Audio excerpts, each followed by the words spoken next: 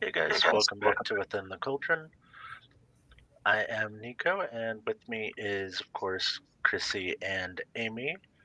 And today we're sitting down with a voice from the mountains, an Appalachian folk magician, author, keeper of the old ways, Jake Richards.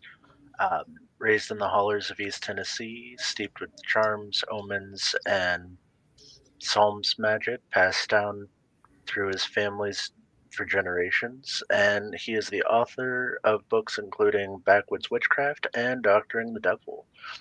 We'll pull back the curtains on a living tradition rooted in the land, spirits, and the stories of the people.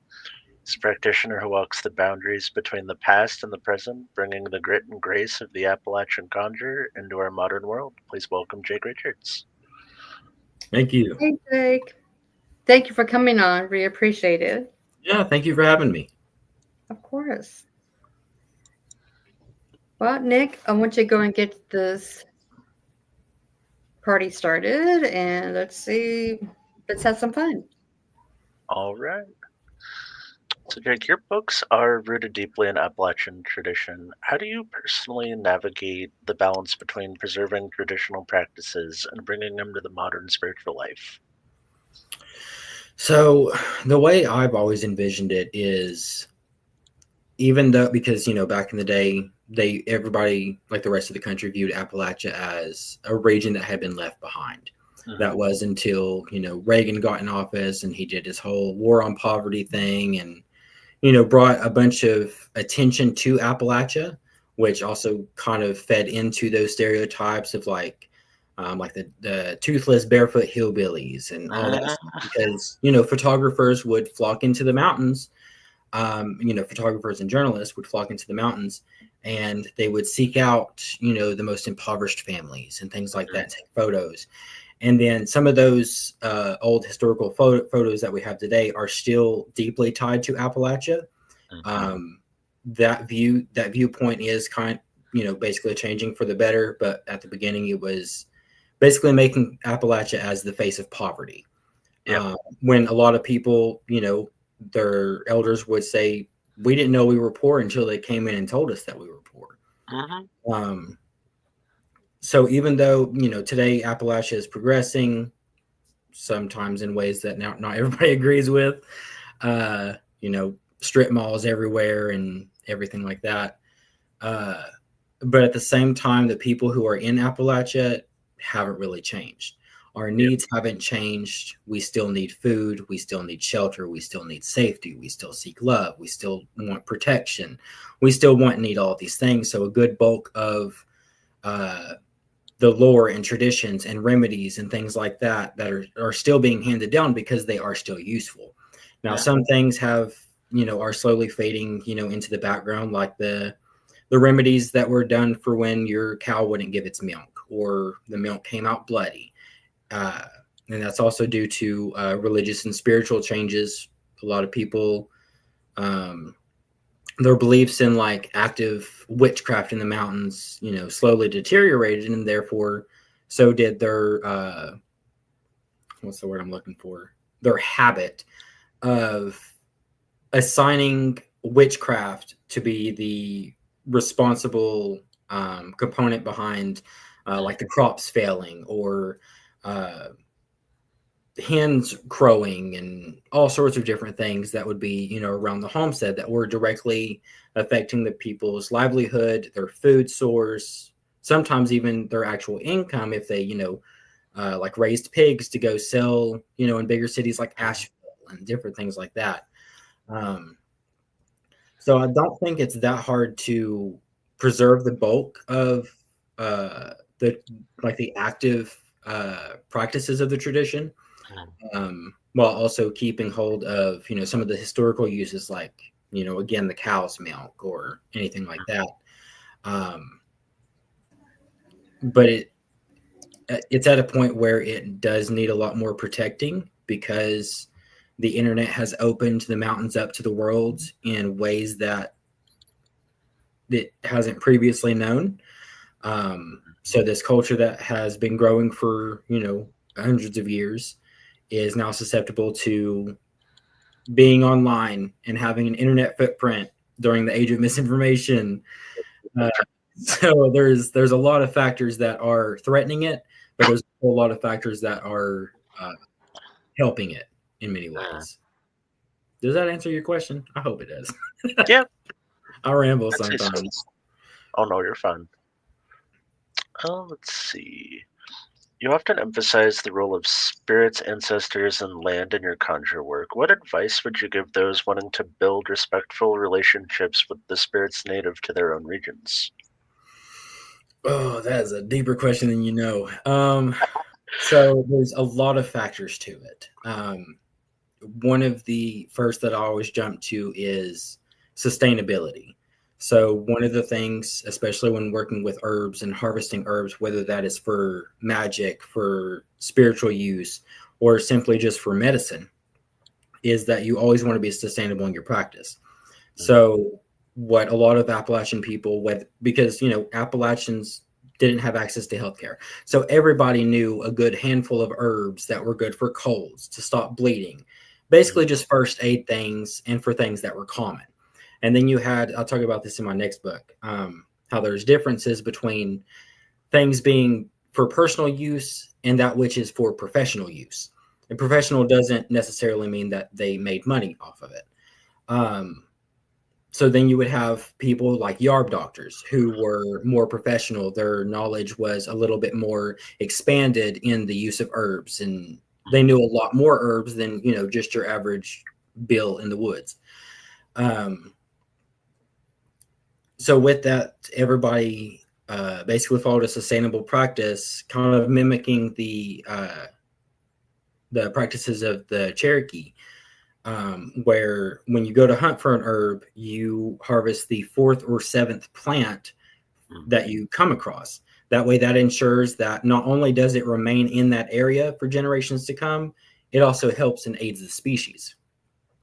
Because especially when ginseng and everything like that started up, and they discovered its medicinal values and everything like that, it essentially got decimated in the mountains. It's very rare to find a good old stand of ginseng that hasn't been touched in like 10 years even now. So there's a lot of respect given to the plant because in my view, because again, a lot of Appalachia is based around the Bible. And there's two, in my opinion, in my research, not my opinion, there are two Appalachias when it comes to Christianity. The first is the organic folk beliefs and religion that kind of grew here surrounding scripture. And then there is the evangelical Christianity that was brought in by outsiders, because Appalachia has been under Christian missions for, let's see here, a good 130 years now. Started in the late 19th century, because they sent in missionaries to get us back to the book, because they saw a lot of ways that we prayed and worshiped and things like that as being backwards and primitive and savage and things like that. Old men climbing the top of a mountain to pray before a camp revival meeting, or even dropping to his hands and knees face to the earth and praying. And with that, of course, they did their whole thing where they came in and they built schools and they built clinics, but then they also, underneath put their evangelicalism, trying to sway people to be Methodist or this type of Baptist and all sorts of stuff. But with plants, that's one of the things that has held on, is that because we see all throughout, the Bible, plants are equated to being like a symbol of God. From the book of Genesis with the tree in the garden to the book of Revelation with the tree by the throne. It's a symbol of God. And then if you take it into science, plants are covered in, I forget what the hell it's called. Their cells all contain like photoreceptors like we have in our eyes. And then you can relate that to biblically accurate angels who are also covered in eyes. That's a whole different thing though. So before the evangelicalism all came in, it wasn't seen as being, this is the physical, this is the spiritual. There wasn't any like clear divide. Yeah, it was just how it was. Yeah. So I mean, even with the Primitive Baptist, I don't think they would actually call it like an ancestor shrine, but it is by all technicality. Is back at the behind the pulpit, they will hang photos of every single church member who has passed away, because in the old Appalachian belief, death stops the life. It does not stop the love. It does not stop the communion. Mhm. So whenever they go to church, all of their church members who are on the other side of the river, the other side of the Jordan, dead, or passed away. I didn't mean to say dead like that. They are still in attendance, because again, it all relates to those who die in the body of Christ don't actually die; they gain eternal life. So therefore, they're still part of the circle, so to speak. So there was no distinction between all of that. And then you have how the towns and villages and houses were laid out. Because way back then, that was before lawnmowers and weed whackers were a thing. And nobody had grass lawns unless you were uber rich and could afford someone to cut it by hand with like shears or scissors. So what they would do was they had swept yards. So it was just packed dirt around the entire perimeter, and this served multiple purposes. You've probably seen like old photos of grannies making apple butter in the big giant pots and all that stuff for washing clothes. That's what that was for. It was just extra room, extra space. It also provided extra space for family gatherings outside, because again, not everybody had a big house. Most, homes or anything like that were 2 rooms, with maybe a hallway and maybe a upper loft area. So they would use it for those purposes. Likewise, like if they had cattle or some other kind of livestock, it kept the animals from grazing too far, like too close to the house. Not only that, but you have children playing in the yard. That keeps any kind of tall grass, snakes, poisonous berries like pokeweed far away from the kids, so they shouldn't be getting into them. And then because every once in a while they would have little field fires whenever they would rotate their crops, and that also, or if there was like a wildfire in the mountains, that kept the fire from getting too close to the home, because it burns and then boom, it's just a big perimeter of hard packed dirt and mud. But the graveyards were like that as well. They mimicked the yard of the homestead. So every single grave was, the entire yard itself was just hard packed mud. And then this fits into the yearly Decoration Day practices that also fell into decline because of evangelicalism, because these missionaries came in and they saw how we honor our ancestors and honor our dead, yearly or at special days like anniversaries, birthdays, anything like that. And they convinced some generations that those were actually demons that you were speaking to. But back then, the graves were on the home place. So if somebody passed away, they were buried at home. Yeah. Everybody, so even beyond death, everybody stayed at the home place. And because of that, a lot of care and respect was given to, their resting places.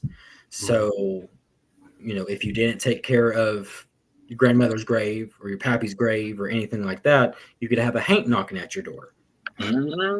Upset spirit. Because again, there was no distinction. They did not believe in that when people die and go to heaven, that there's some kind of giant barrier separating them from us and they can't come back here, because they experienced it. They experienced their relatives even beyond death.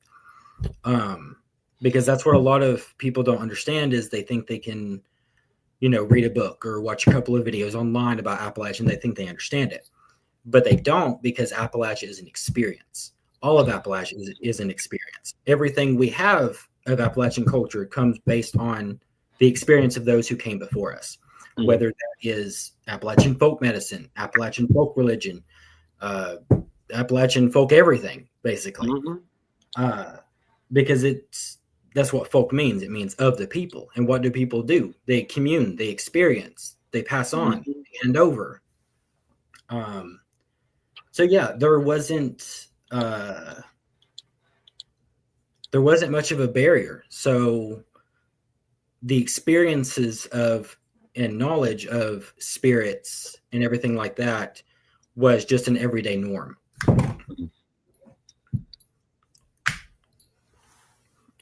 Sorry. No, you're fine. I absolutely agree. And there's so many people look at you so weird when you're a folk practitioner and then you start talking about things and they're like, well, that's a demon. And I'm over here like, that's a grandma. What the fuck are you talking about?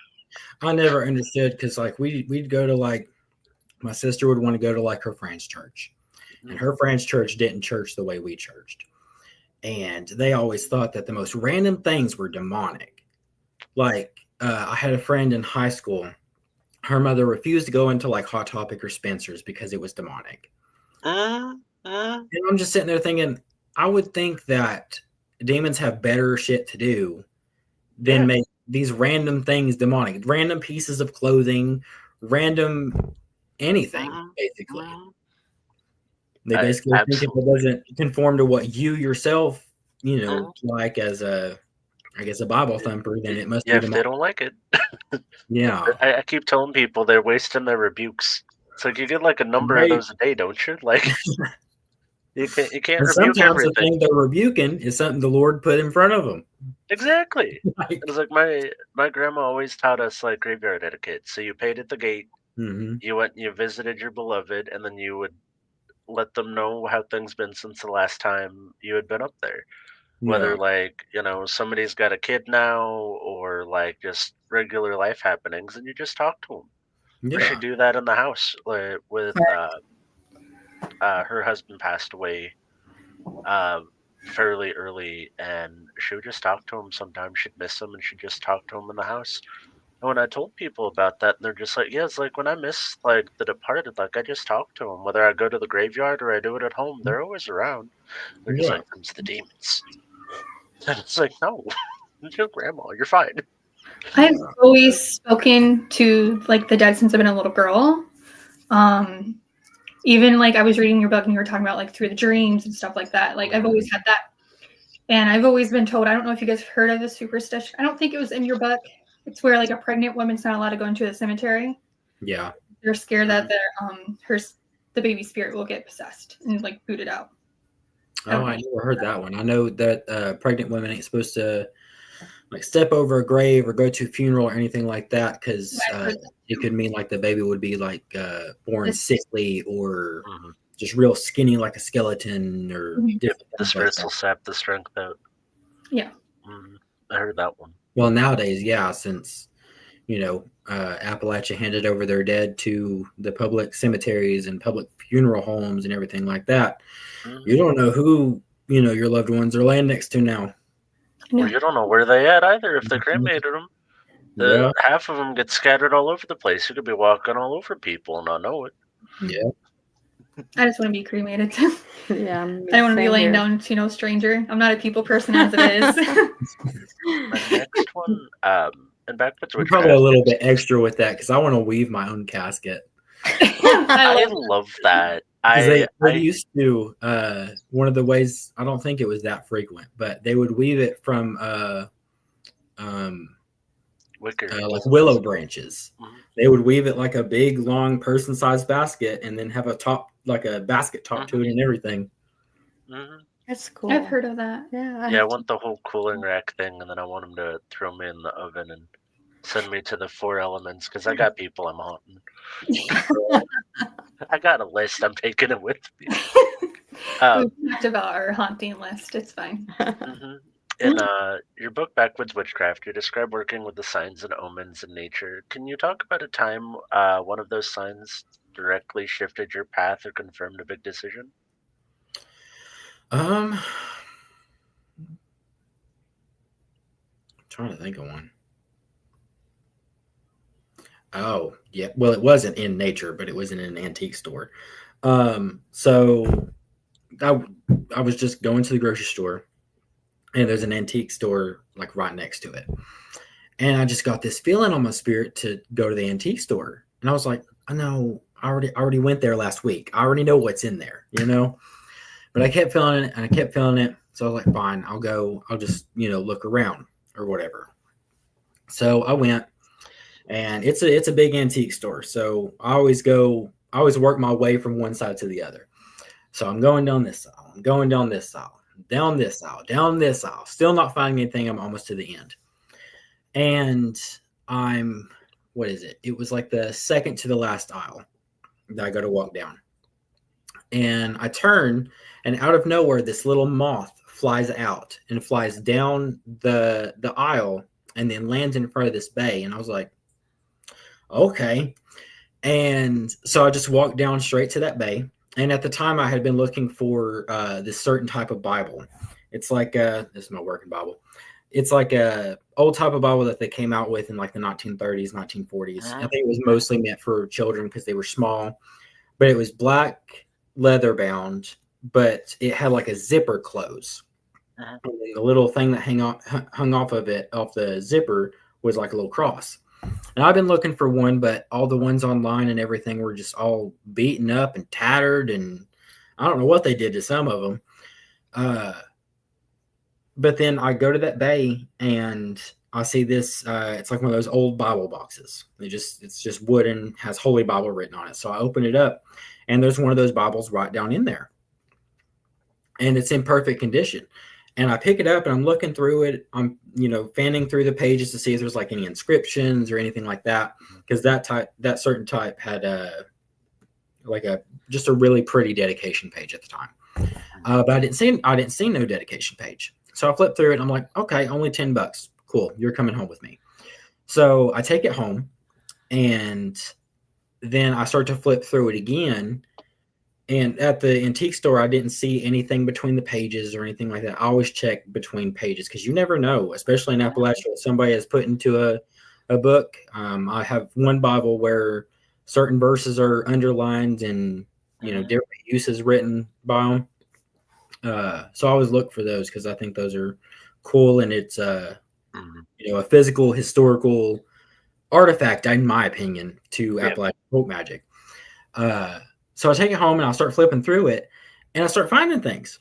And I start finding these little newspaper clippings of obituaries of Richards and Lyons people, which are people like on my dad's side of the family.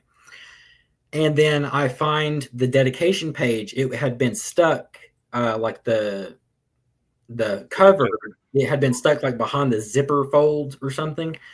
And I pull it back, and it says Ida Richards.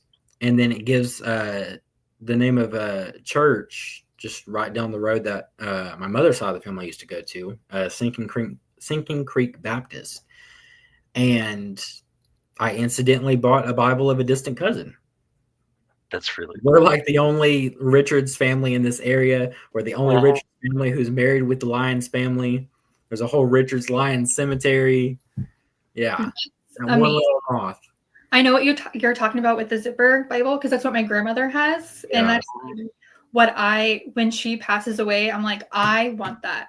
I go, none of my siblings are going to get it. That's going to be mine, because she has like my hair in it. She has all of her personal notes of her verses and stuff like that. So I'm like, you should ask her why she got your hair in there. You don't be asking nearly enough questions. But you still got her.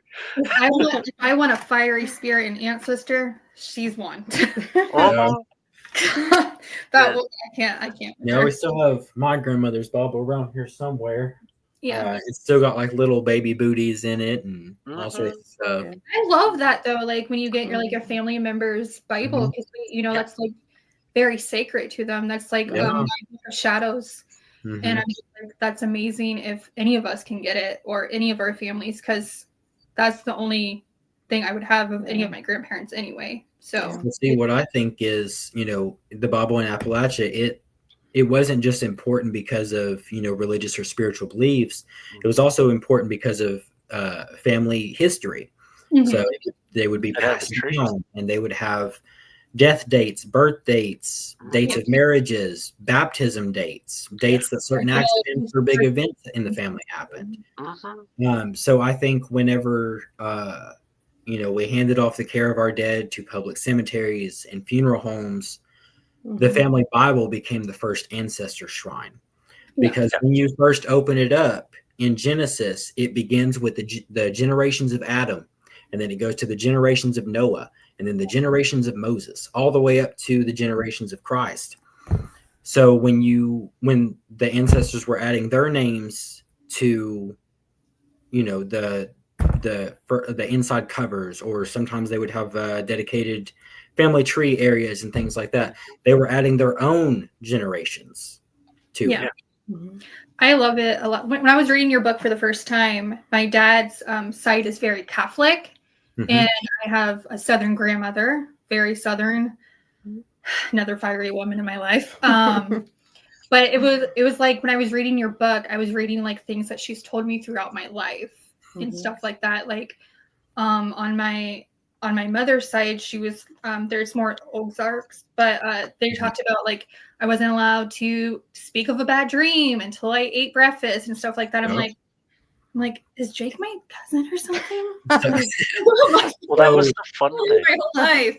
Yeah, that's one example in what is like a portion of my aim in like my research and studies, aside from what I've grown up with, because I was always a questioning person. I've always questioned things. I've questioned, the Bible, the church, why people do this, why people do that. So, like with you're not supposed to speak of a bad dream before breakfast, or else it will happen. Yeah, and I always wondered why. How does that make it happen? But then if you look into all these basically folklore all across the world, food holds such an importance. It grounds us into this world. It anchors us. So and you see it in fasting all throughout the Bible, whether it's 3 days, 7 days, 9 days, 40 days. Who is it? It was Moses and somebody else who fasted for 40 days, and then they saw God, or saw the back of God as he passed by. So it's like fasting or spiritual fasting in a way, because scientifically, like if you fast for 3 days, your entire body is rejuvenated. So that obviously, does something to the spirit and the soul as well. So if you look into like the folklore of Ireland with like the Fae folk, the little people, it's always said, if you enter their realm, do not eat of their food, or you can never come back. It was the same in Cherokee stories in regards to the little people. If you enter their realm, do not eat their food, you can never come back. Or even in their story of the people who turned into bears. There was a famine in one of the villages, because the Cherokee were always scattered around in villages, and they just had a mother town. Well, some of the villages were in a famine, and a portion of the village left the village and went into the woods, and they subsisted off of the food of the woods for a long time, until their bodies started growing hair and all sorts of stuff. And then before they finally changed, the famine broke, and the people in the village were happy, and they were eating, and they were fine again. But they had eaten the food of the forest, so they couldn't come back to the village. And that's when they told them, if you are ever hungry or in dire need, you're in a famine again, and you need something, sing these songs and say these prayers, and we will offer ourselves up to you as food. And with that, they changed into bears, and they went into the mountains again. So food has this way of anchoring us to things, but it also has a way of committing us to things, whether that's committing us to this world or another world. We even see that in the Last Supper, when Christ, basically has his disciples commit themselves to him, commit themselves to the body of Christ, like this big, community, this big spiritual community. So I think, whenever you're dreaming, you're asleep, you're dreaming, you're technically fasting. You are, whether you're leaving your body, you're in some kind of communion with spirits, or your mind's working its shit out somehow. So when you wake up, you still have a power about you. You have some kind of essence about you where what you speak can become. So I'm a that's why believer in that. they always said that.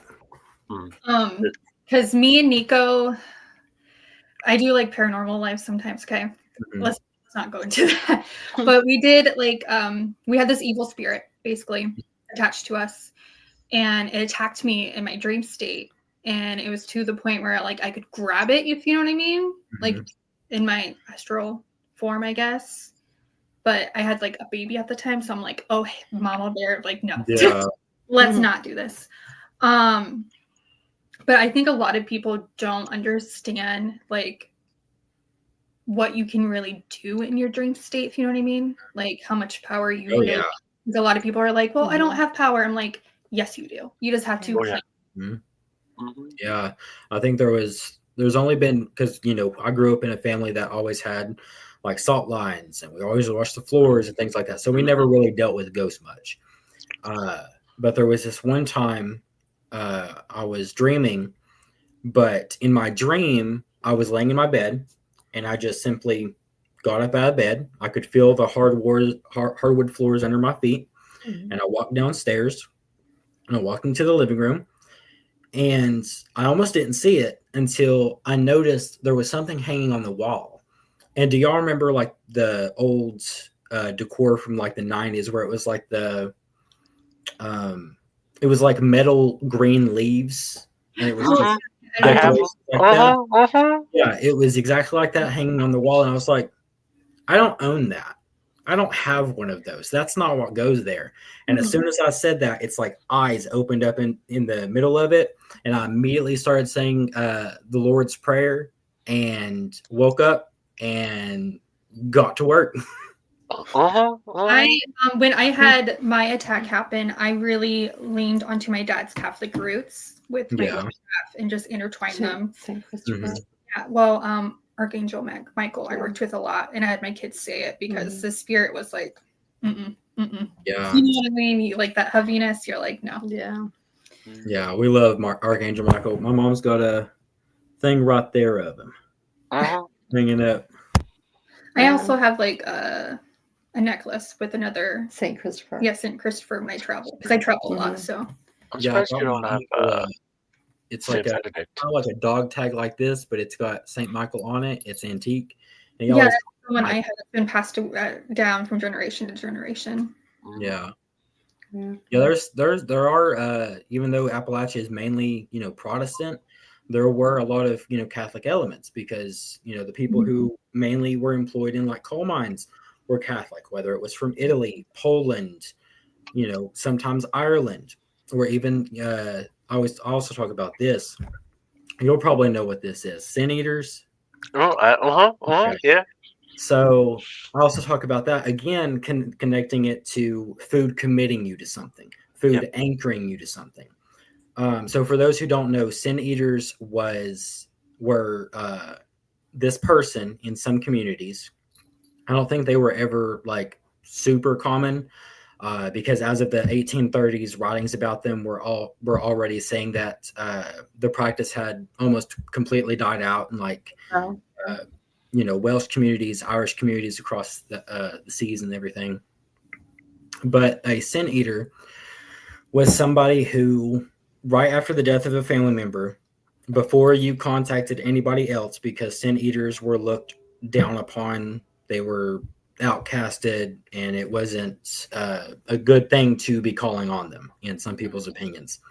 So before anybody else was called, the sin eater would be sent after, and he would come, and he would be given a meal of sorts. Sometimes it was bread, sometimes it was grits in a bowl.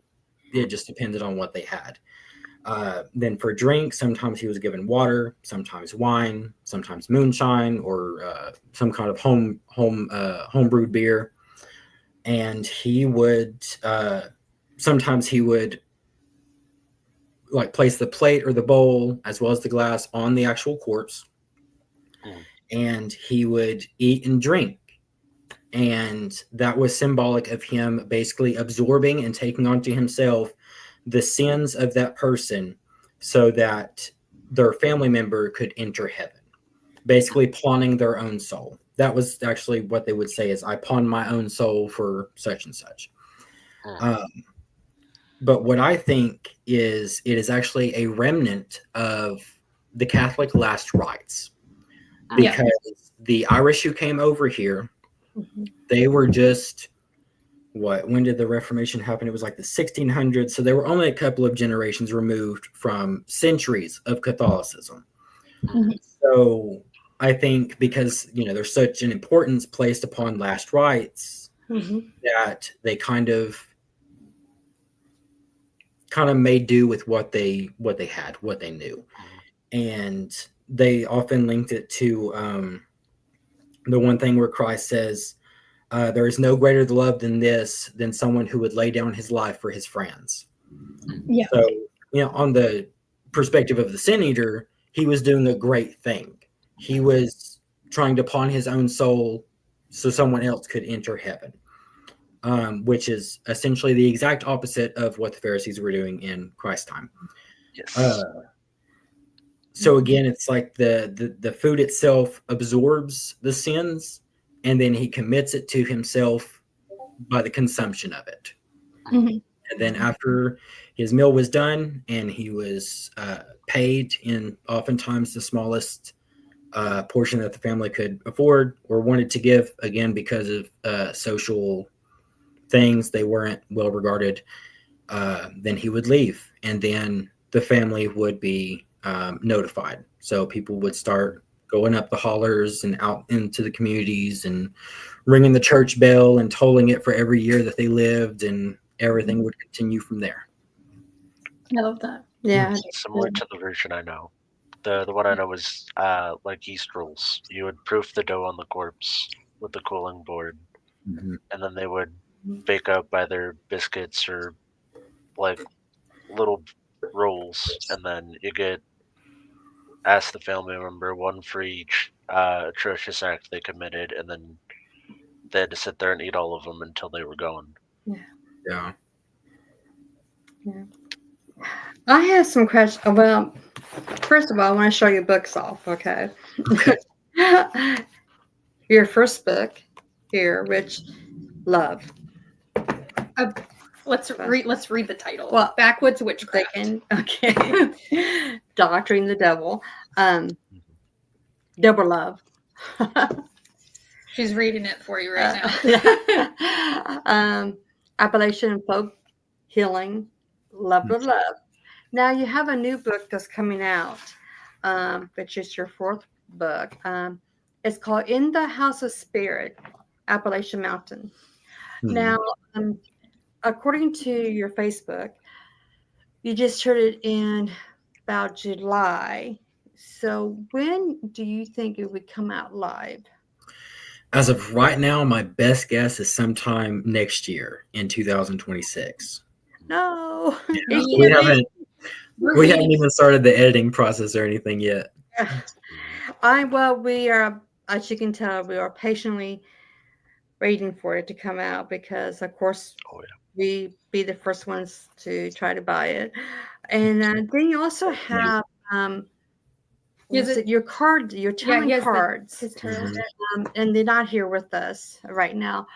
But when you look at the cards, because people think, "Oh, you're a card reader," they think of tarot cards. Okay, but Cartomancy, not tarot cards. Yeah, right. But yours is different. Yours are telling cards. Do you want to explain to the audience what are they? So they are based on. So I was taught how to read with playing cards when I was a kid. I actually still read with the same deck that I was taught on. Cool. I was taught in, 2010, so that was 15 years ago. And I don't see a lot of people who, read with playing cards. My mom just texted me and said, "My cards are next to computer there." She's watching too. That's I don't great. know where they are. Her mom. I can hear you laughing. I Hi. I get it. I stayed the night with her for her birthday. So in creating the Conjure cards, I wanted it to be something that could not only kind of convey some portions of Appalachian folklore, superstitions, beliefs, and things like that, but to also act as kind of like training wheels for people who want to learn how to read playing cards, but more in a cultural way. So every single card is related to a depiction that is connected not only to the card meaning, but to a superstition that is closely tied with the card meaning. So I have them right here. That's what she was talking about. Yeah. Just talking about my cards. Let's see here. Where's the one I want to talk about? There you are. So with the Ace of Spades, I almost said the Ace of Diamonds. With the Ace of Spades, it is depicted with an empty baby cradle. And this is because the Ace of Spades is traditionally the death card, which would predict, someone dying. Depending on other cards, it could be murder, could be miscarriage, could be an accident. It just depends on the other cards.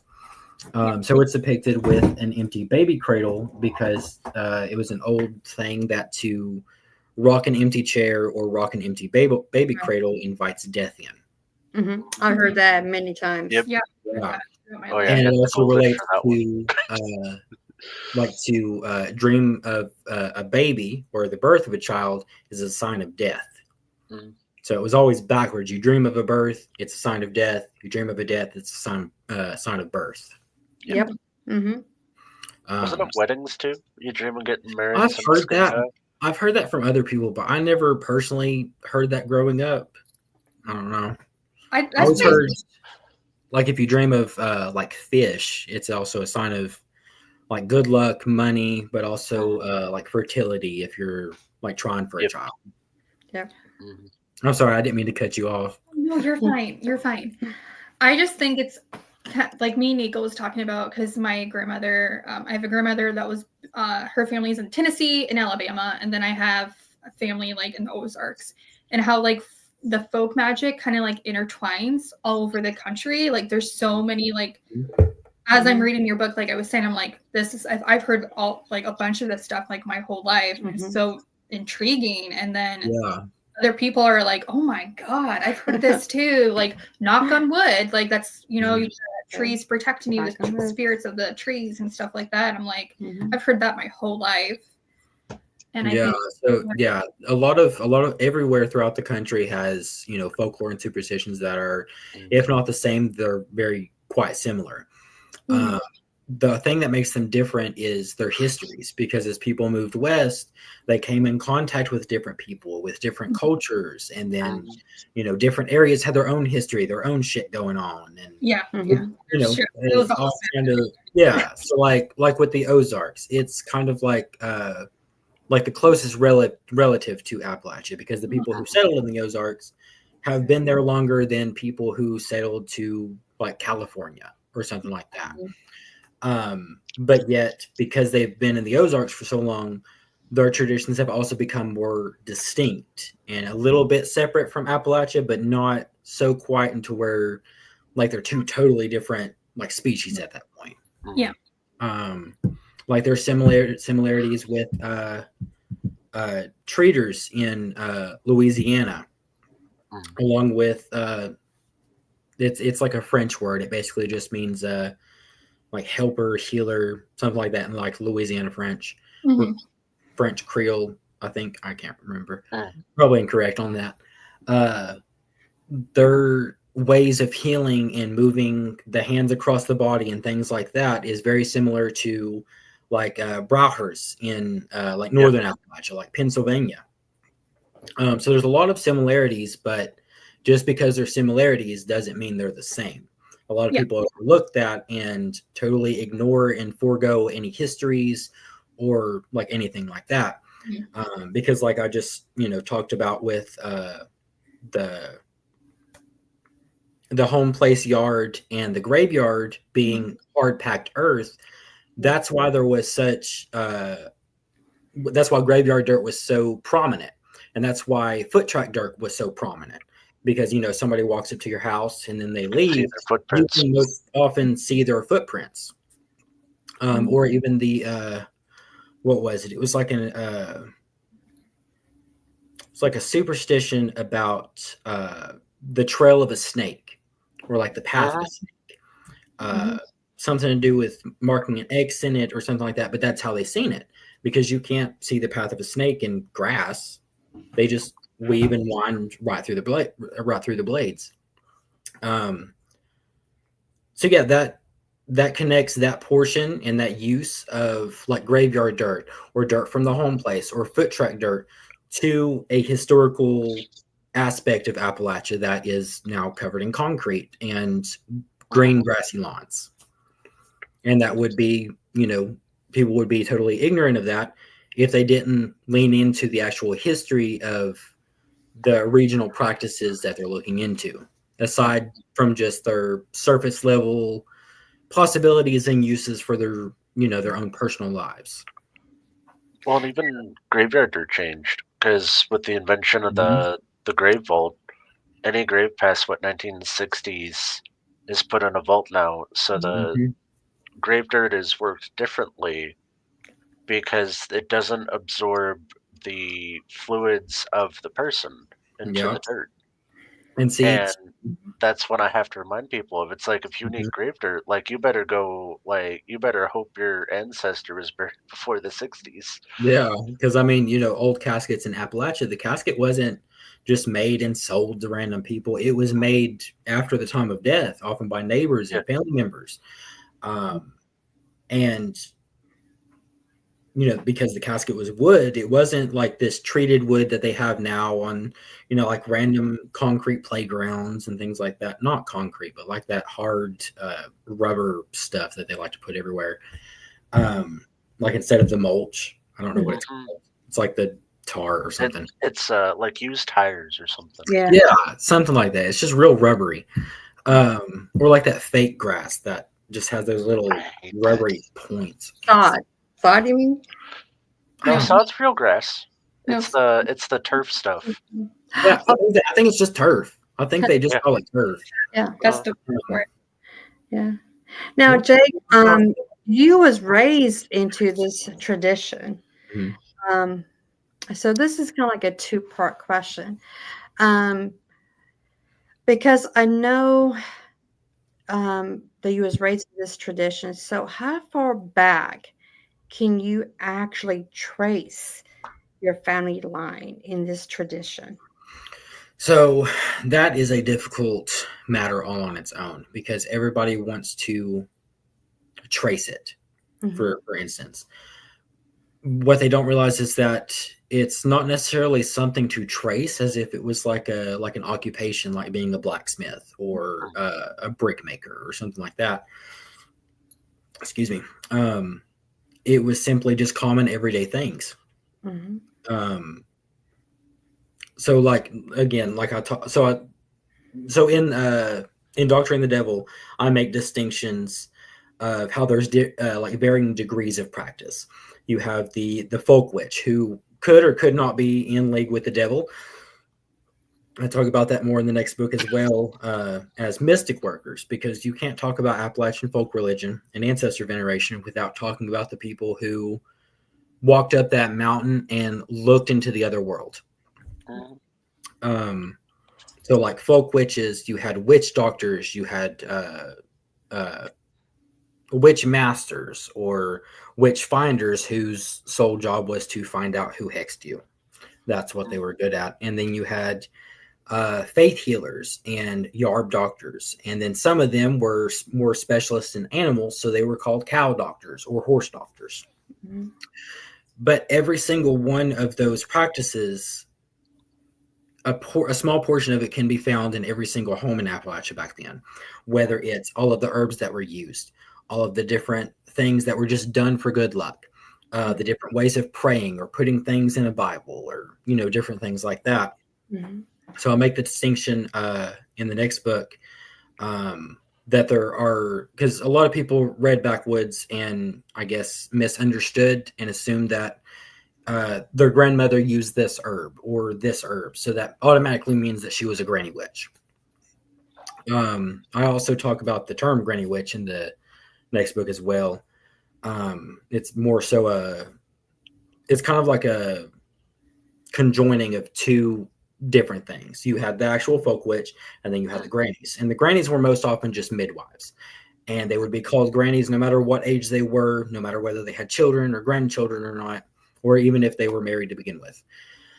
But in the next book, I make further distinctions because of that there are certain things that are done for personal use, and that's all that, ever was. So, you would have family members who used like teas and tinctures and dug up roots and things like that, or was a root digger, but only ever really used it for themselves and their family and like close friends or anybody who would ask. They didn't take it into the professional aspect as having like a more expanded knowledge and serving multiple communities and things like that. It was kind of mirrored on like circuit riders in the mountains. They were Baptist and Methodist preachers who would travel around the mountain on horseback, going to various different communities. Because back then, not every community had a church. Very few of them had a church. And then they would just travel around and preach to, whoever would listen, basically. And the majority of them, as far as I know, would simply, go on horseback, and they would do as Christ instructed when he sent out his disciples as apostles, and they would take nothing with them. They would rely solely on the generosity of the people that they met. So then there was the whole Appalachian thing of lighting a candle in a window, especially during the wintertime, basically as a signal that to circuit riders, you can find bread and board here, and you can find shelter, everything like that.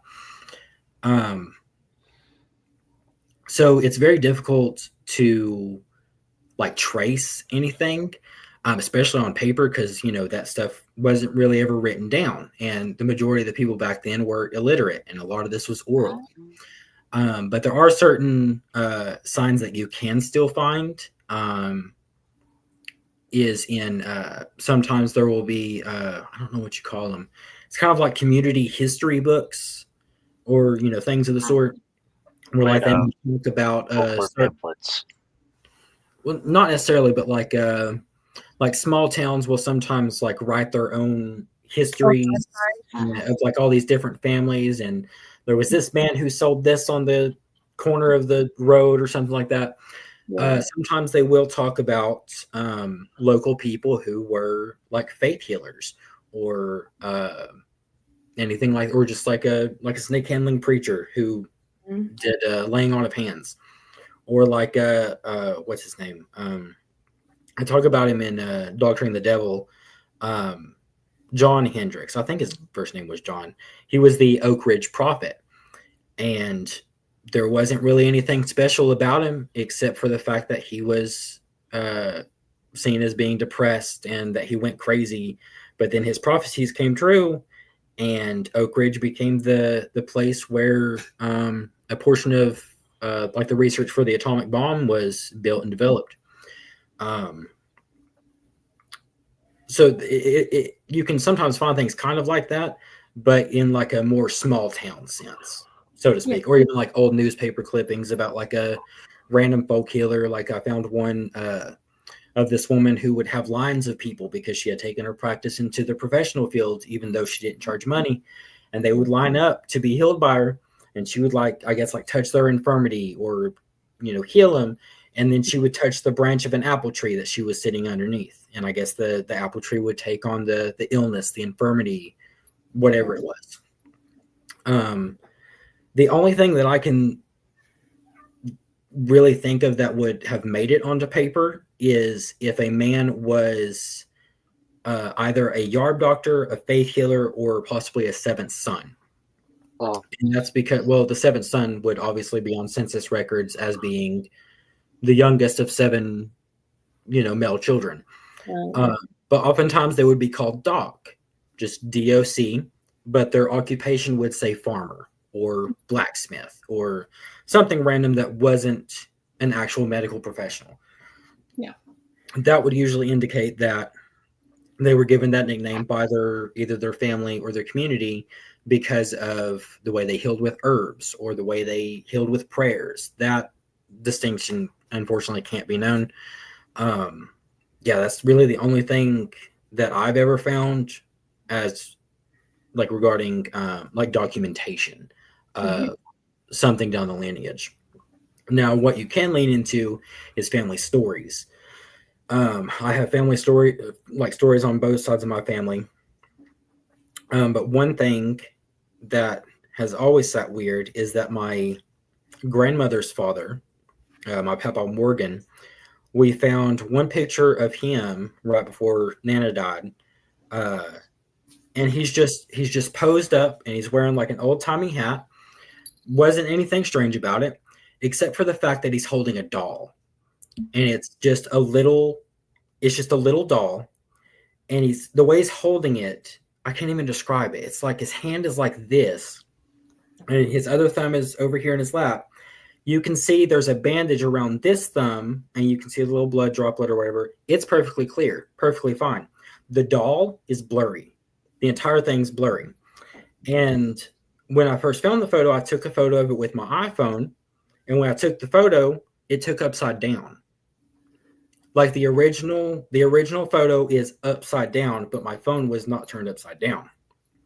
And from what I can tell, because he's wearing a black suit, the doll is just like it's wrapped around in something. And then there's black feathers just like furling from the back of it. And I've zoomed in as much as I could. At first I thought, well, maybe it's like the light reflecting off like a Bible. Or, something like that, because the body's real square like. Yeah. But I have zoomed in and I have expanded and I have did all the kinds of techno things that I've seen on TV to that photo. And the only thing that I can figure is that it was a doll, because as soon as you zoom in and you do like all the resolution techno bullshit, whatever you want to call it. I'm sorry, can I cuss on here? Yeah. I didn't want to be disrespectful. It's just a painted face. It is a painted doll face that you can make out the eyes, rosy little cheeks, a little nose, and a little mouth. And the craziest thing is, there's no family story surrounding him. Oh. Yeah, so I was really curious, and I believe in, ancestors speaking to you in your dreams. Yeah. And so I put it under my pillow, the actual photo, one night, and I wanted to know what the doll was for. And I had this dream where I was in like a trailer somewhere, and somebody was trying to like come through the door and come up the step, like into the trailer. So I held the door open for them and I held out my hand, and they took my hand and I helped them in. And when I helped them in and the door shut and, the light wasn't glaring behind them anymore, it was the only way that I can describe it is that it was a woman who had the feet of like a bird or a goose, and around her waist was like I can't remember if it was like an actual goose or just like a scarf of a goose or something. I just remember that the goose's head was like just like laying down like as if it was asleep, and then the rest of her body was humanoid.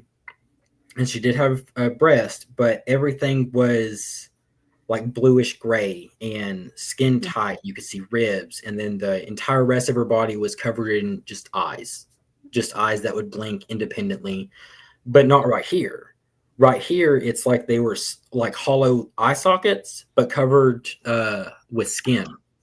And then just like a center eye. Wow. No, thank you. I'm still confused about it, because the research that I've done, his father was a Freemason. So yeah. And he's just the only one around which, because according to Nana, she never heard him cuss. He may not have always gone to church, but he was, a God-fearing man, all sorts of stuff. I think that's intriguing. And I like how you got information, because I do the exact same thing. If I want information underneath my pillow, or if I want something, I do the same thing. So. Yeah. Well, that's where the saying "I'm going to sleep on it" came from. Yeah. Yeah. You used to actually sleep on it. Yeah. Exactly. It's very intriguing. Okay, so we have one more question for you. Okay. do you have any other projects happening, and where can people find you? I'm just trying to build up on my website, Holy Stones and Iron Bones. I recently added a entire resource list of vetted materials, vetted resources, books, everything like that on subjects from Appalachian folk magic, folk medicine, folklore, witch lore, history, folk religion, everything like that. So I don't include anything that's like mixed with like new agey or anything like that. I do my best to try and like preserve it as it is, or as it was, and hopefully will still be. And then just trying to add more, resource links, for the site itself. Try to make it into like a hub of knowledge, a hub of research for anybody who has questions, because you can only fit so much into even just one book. True.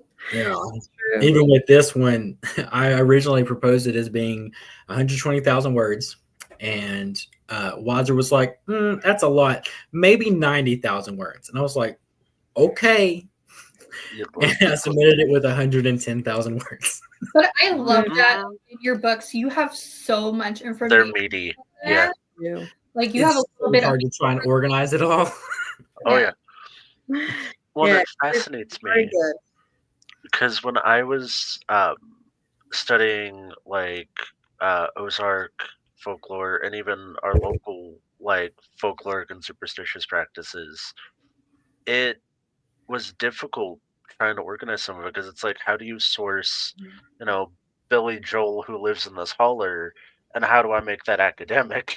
And I'm sitting there like, this sucks, because like trying to find like academic sourcing for some of it just doesn't exist. Yeah, so there was another reason for me, writing like Backwoods and everything like that, is because you can find this information in the most random places, whether it's random newspapers or random history books, random books on folklore. But Books, in my opinion, and from what I've read, there had never been a book that pieced it all together. Otherwise, it was simply treated as quaint superstition and then swept under the rug. There was never any, like, nobody ever actually cared to peer into the rhyme or reason behind things. Right. Hutton was the only one, but he was writing in the 60s. Who? Oh God, the Hutton. He was a folklorist. Oh, But it was are you? Rudolph Hutton. Oh, what is his name? Oh, His first name was Vance. Are you talking about like Vance Rudolph Hutton? Yeah. When you said Hudson, I thought you were talking about what's his name? Hubert J. Davis, the one who wrote The Silver Bullet and Other American Witch Stories. Yeah, I don't mind his either. But yeah, he collected those. Because he did a lot of folklore research on like the Ozark, Appalachian, Virginias, and he preserved some of it. He cited for a lot of things, but Yeah, it wasn't until the last 10 years that we started getting like folklore or like folk witchcraft or like southern like superstition or books of like good things. That was a confusing thing for me for a long time, because my grandma had a lot of folk superstitions and folk practices, and when I started coming into the whole spiritual community, I was so confused at what our family practice was, because she was a Southern Baptist and she did all of these witchy things that were like definitely not Southern Baptist. Yeah. But So I'm sitting there like, I thought she did hoodoo for the longest time. I was like, why does my white grandma know hoodoo? I think even Jake agrees with me. Like a lot of the superstitions, like what I read in your book, is that it was passed down, so you have to do it or else, Yeah. Well, I don't really think it was like an or else matter. It was mostly, again, because there wasn't much of a divide between physical and spiritual. It was just creation. It was just creation. That's the same reason why, even with like the Farmer's Almanac, even with just that, like I was just talking about, like some people were doing things that like the folk witches were doing, but they weren't seen that way. You would have people, you still have people who follow the Farmer's Almanac as closely as they do the Bible. We do in that. I have a great but then you also have people who they see it as astrology, in that it's again demonic and evil and all sorts of stuff. Whereas the ones who used it in Appalachia in planting by the signs, or healing by the signs, or like cutting your hair by the signs, they viewed it as, they connected it with the Lord put the sun and moon in the firmament of heaven to be for signs and for seasons and for times and everything like that. Excuse me. They essentially just viewed it as one of the ways in which the mechanisms of creation worked. Yeah. Just as surely as the backs of the trees will show themselves to you before a storm. It's just the way the flow of creation worked. I was going to say something else. What the hell was it?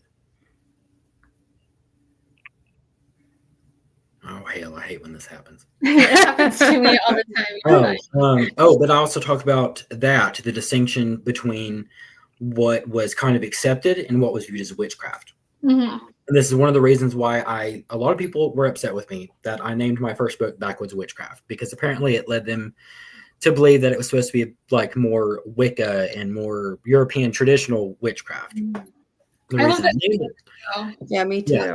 The reason I named it that is because of the history of missionaries coming into the mountains and viewing everything we did as backwards and savage and ignorant and primitive and all these other things. That's the way I took it. I mean, when you saw that book, I thought, oh, well, that's the reason why. Yeah. So it was kind of like when you start to read Backwoods, you are on the outside walking in, and you are being introduced to it. And then with Doctrine of the Devil, you go deeper. And then with the third book, you go deeper. And then with this one, you go deeper. Because in Appalachia, witchcraft wasn't like an earth-based religion as it has been today. It was a bad negative connotation, and anybody could do witchcraft again. Anybody could do witchcraft against you. They didn't have to be a witch who had sold their soul to the devil and was in league with the devil and did the whole thing in the graveyard or on the mountaintop to sell their soul and renounce God. Because whenever the witch doctor would come to you, he would simply identify the source of your misery, the source of your misfortune. And sometimes that did come from a random person. Sometimes they did work against you, believing that what they were doing was justified. So to them, it was simply conjure. To them, it was simply folk magic. But on the portion of the receiver, it was witchcraft. So the way I define witchcraft in the historical Appalachian sense is that witchcraft is any magic or working that is thrown against you unprovoked. Because we see that a lot in old witch stories where witches will just randomly curse cattle or bring sickness on people's children or steal butter or anything like that. Me and Nico are going through that right now. Talking everything. Probably, yeah. A witch got mad at Nico. So now that person's looking at me and was like, well, I'm going to curse Amy too. And I'm like, what did I walk in on? Well, and I got a dream last night that they were trying to do stupid stuff, and I'm sitting there like, well, at least I got warned, and I got work to do, but they barked up the wrong tree. I think that is probably one of the more negative factors in trying to preserve Appalachian folk magic and conjure and folk belief and everything like that, all these folk practices, is that we are possibly entering into a time where there will be more witchcraft thrown in the mountains than ever before. The information, whether that's between people who are getting into folk magic or people who are in the New Age movement and doing all these things. So I think a lot of people should be leaning heavily into all of the different forms of protection for themselves, their home, their family, whether that's the family Bible or salt lines or bags of sulfur and gunpowder. Crossed iron, you name it. Yeah. The devil's dung charm, and there's so many. Yeah, People are hex happy. I'm just like, calm down. They are for like no damn reason too. Where it's just like you quietly block somebody because you don't like what they're doing. And then I'll talk about that family members like, we're gonna curse your whole family, and I'm over here like, you could try.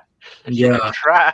So I also take it deeper in the next book, where, so a lot of the elders who would light candles and do things like this, they were doing it under the belief that Jesus said, "Ask and it shall be given. Seek and ye shall find. Knock and the door will be open. Anything you ask in my name will be given unto you.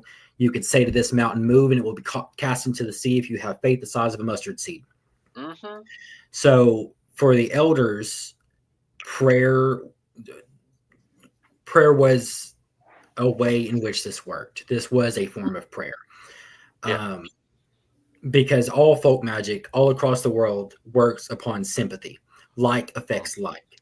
You do this in this like manner, it will affect that in that like manner. That's the whole reason why hair and nail clippings and all these different things are also used. The Bible even confirms that with blood being the life within you. But in Appalachia, it kind of mirrored exactly what happened in the Bible. You had people like the witch doctor or the conjure man who were seen in a more favorable light in the community than the folk witch was. And that was solely based on who they believed you got your power from, whether it was from God or the devil or Haints. Because people would employ Haints to go and do their bidding. And those were usually people who were nasty in life and they're still nasty in death.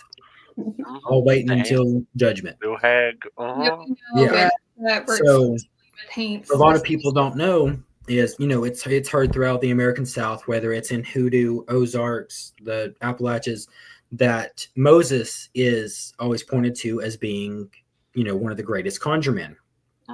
But a lot of people don't actually read the story, in detail.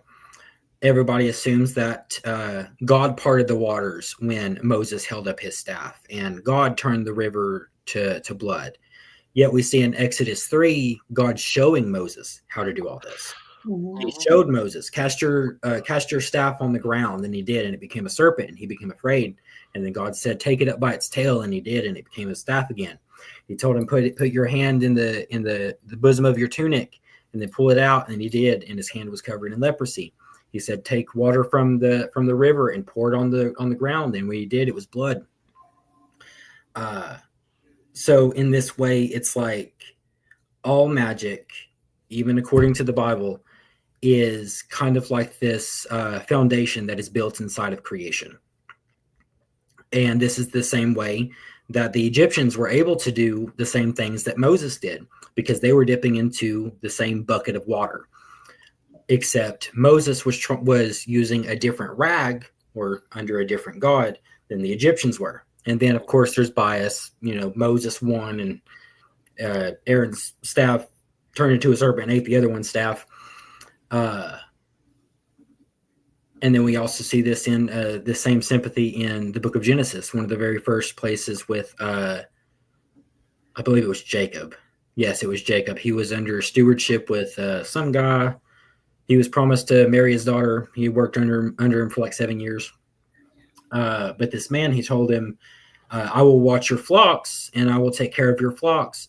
But as payment, you must give me every offspring that is born speckled and spotted. And he agreed. And so what he did was he took 2 sticks and he carved just the outer layer of bark off here and there to make it to reveal the lighter inner bark. And he did that all over the stick to make them look speckled and spotted. And then he put those sticks in the water trough so that the cattle and everything would drink from it. And then when they would breed, their offspring would be speckled and spotted. And that is how he built his entire herd, is through a folk charm using 2 sticks. I think that's amazing. That is. I could learn from you forever. The best person to talk with that would match you would be Mhm. my husband. Yeah. Because he's just like, you He's know, you're like, he's very, well, he used to be a youth minister Mhm. ages ago, long time ago. And, you know, he's very passionate about spirituality altogether and the truth, you know, so Yeah. and what everything. with my father, when he speaks about witchcraft and his faith and everything in the Bible, he's the type of speaker, and I think you have the same thing. I don't know if you're aware of it, but when you speak, you like draw people in. You're like, okay, I want to know more. You're like, Thank you. you're just like peeling back. You're like, Yeah. okay, keep talking. Yeah. Yeah. But, I'd like to invite you on again. I know you're busy and everything, but you know, I would love for you to come on, you know, to talk in Men and Witchcraft with my cousin Nico and my husband, because you know they get into a very No deep pressure. conversation. Yeah, no pressure or Sometimes she anything. just asks these No. questions. Oh, you're good. And I like for you to come on again when your new book comes out next year. Yeah. And of course, we'd be, like I said, we'd be the first ones to get it because, well, if you haven't noticed, we're a big fan. So I don't think you can Thank tell. you. Once that pre-order comes Yeah, in, no, it's going that's- in the cart. Yeah. Looking at your Facebook to make sure if a pre-order comes in, I'm going to be the first one to say, yeah, I'm getting that baby. Oh my god. So, Yeah. Well, I also have a page on my website for any and all updates on projects and writings and things like that as well. So Awesome. Do we have that link? right there. Okay. I'll also share it them. on my TikTok and have Nico share it on his, and then I'll put Okay. it in our other social medias that has And other, Facebook groups yeah. and stuff. Yeah. okay. So, because you've been a pleasure to talk to. And Thank you. You have too. I think you're one mean- of our like top guests right now. I mean, we can talk to you probably, you know, 2 more hours, but I know Go on that. and on. I But know. Nico and I we are like can't. heavily into folk magic, so it's like Yeah. we're like, okay, It we is. teach us more. We want to know. Yeah. So I just want to say thank you. And you said your mama was there. Tell your mama Yeah. thank you for, Is it her birthday? You said. It was. Yeah. was. A couple days ago. Happy belated birthday. Happy belated birthday. I'm a Leo as well. Birthday. Yeah. So I know what you go through, Jake. I know what you go through with the Leo. Yeah. But Tara, happy birthday. And Tara, thank you for having such a great son that you are. Okay, stop. And I Well, hope- thank you. So, but no, anyway, we will go ahead and end the live and talk. If you just give us just a few minutes to end the live, we would just talk for a few minutes and just let you go. Okay. You're fine. Thank you. Blessings to everybody. Subscribe Blessings. to us, share and like, and please check out Jake's Facebook page and his website. Please is down below. And blessed be and good wishes. Good night, everybody. Bye. Good night.